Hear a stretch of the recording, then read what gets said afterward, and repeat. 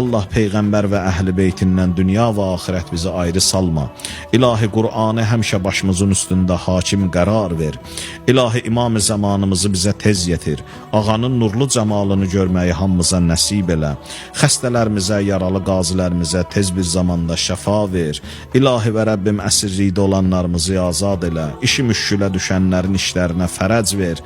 İlahi İmam Rıza əleyhissalam hörmətinə yol çıxanlar, qərib yerdə olanlar, hərbi xidmətdə olanlar hamısını səlamət elə. İlahi ruzumuzu həlalından və biminnət bizə nəsib elə.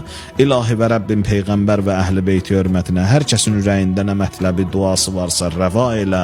İlahi günahlarımızı, xətalarımızı öz geniş rəhmətinlə əff elə.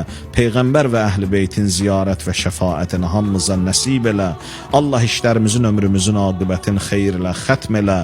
Bağışlamamış bizi qəbr evinə aparma. Allah hər kəsin ürəyində nə hacəti duası varsa inşallah bu əziz günə xatir, cümə gününə xatir qəbul elə.